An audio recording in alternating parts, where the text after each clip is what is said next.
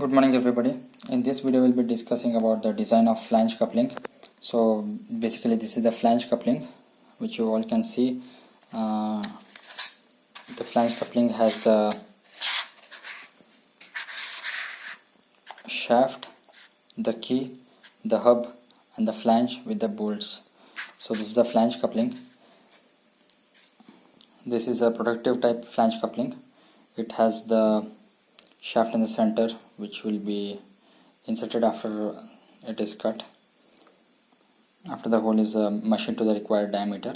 So this is the hub, and here at the side will fit this key. This is the key, and then this is the flange, outer flange, and this part which you can see here around, that is the protective part of the flange, and these are the bolts. So this is the protective flange coupling.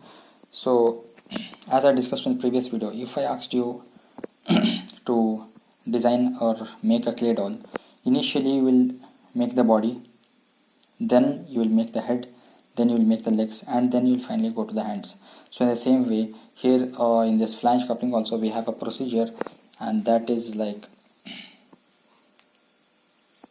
the procedure for design of a flange coupling protective type. First we will design the shaft, then we will design the hub, then we will design the key, and then we will design the flange, and finally we design the bolts. So this is a procedure as you all can see. So let us go to the question.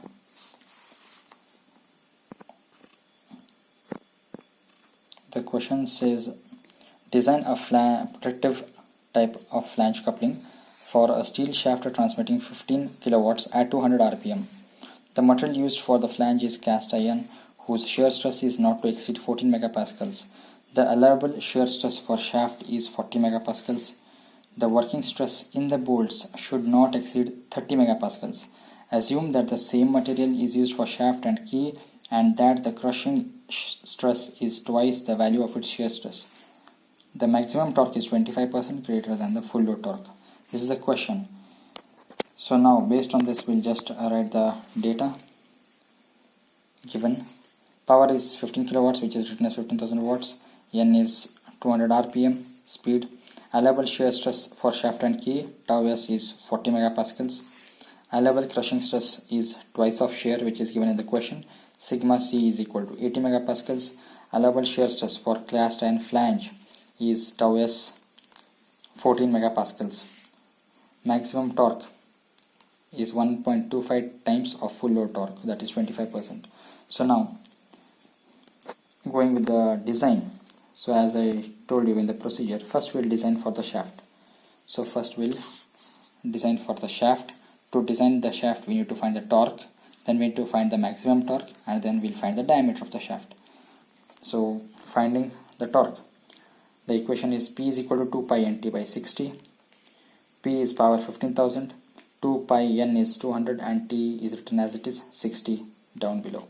T is what we need to find out. Keep T here and transfer the things to the other side. 15,000 into 60, 60 goes on the top, 15,000 into 60 divided by 2 pi into 200.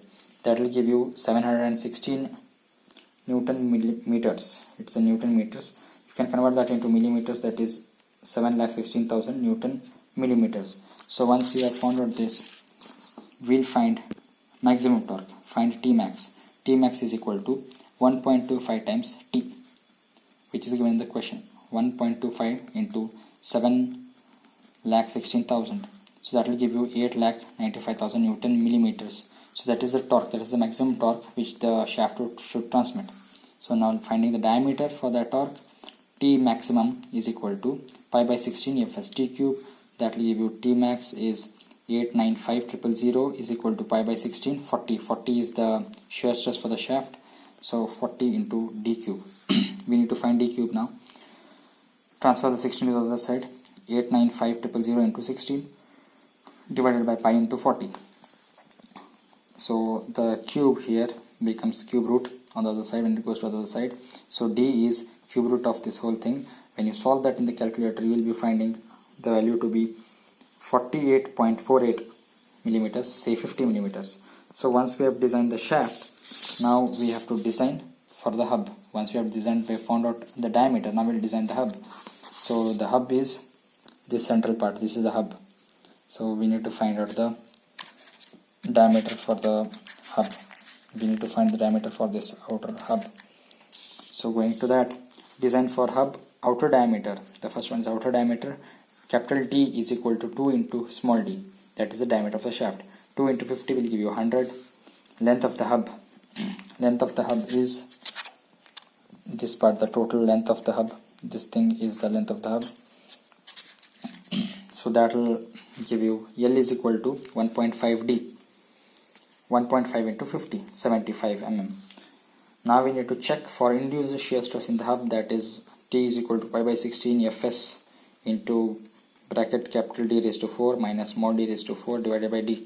So using that equation, we will be finding T max is equal to, the equation I have just written it once more, T max is 895,000 is equal to pi by 16 Fs into D raised to 4 and small d raised to 4, capital D raised to 4 and small d raised to 4 divided by capital D, that is 100.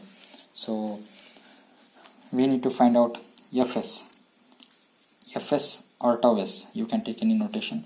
Fs or tau s is equal to 895,000 into 16 into 100. So 1600 go to the other side and the rest of the thing comes down.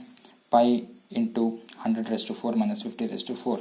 So this will give you, when you solve in the calculator, it will give you 4.86 newtons per millimeter square, which is less than 14. So 14, as it was stated in the question, you can see in the question, allowable shear stress for flange or the hub, it will be 14. It should be less than 14. So we have found out that, we have found in the problem that it is less, 4.86 is less than 14. So the design of hub is safe. Now we'll go for design of the key. Once we have done design of the hub, we'll go to find the design of the key. Now we have found out outer diameter, length and shear stress we have checked. So once we know that it is safe, we'll go for design of the key. As we all know, it is given in the question, since crushing stress is twice the shear stress for key, it was 40 and 80. So crushing stress was 80 and shear was 40. So therefore we'll use a square key. So using a square key, how to find out the parameters? You have to refer table 13.1, page 472 in the textbook RS Kurmi, or you can refer table 5.1, page 69 of HG Patil Design Data Handbook. So either of one you can refer. And first one will find the width. Width is W, that is 16 mm. For shaft diameter of 50, the width is 16 mm.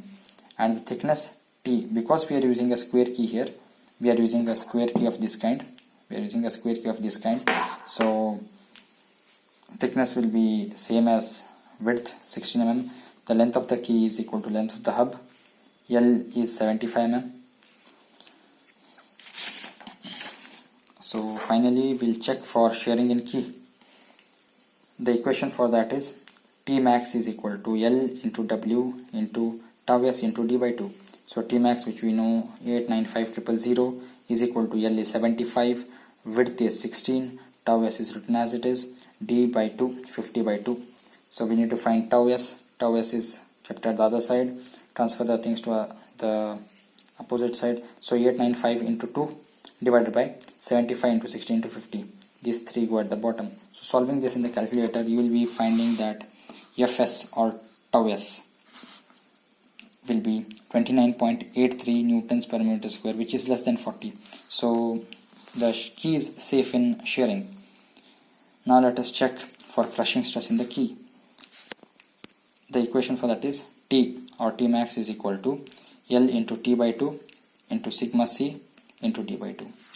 So sigma C is the crushing stress. We need to find out whether it is safe or no. T max is 895,000 equal to 75 into 16 by 2, thickness by 2, into sigma C into 50 by 2. So finding sigma C, transfer the things to the other side. 895,000 into 2 into 2. So both these two go to the other side. The remaining 75, 16 and 50 go at the bottom. Then you can see, finding this in the calculator, you will find that sigma C will be 59.67 newtons per millimeter square, which is very much less as compared to 80. So the key is safe in crushing also. Then we can write there induced stresses are less than permissible stresses, so the design of key is safe. Next we'll go to the design of flange in the next video.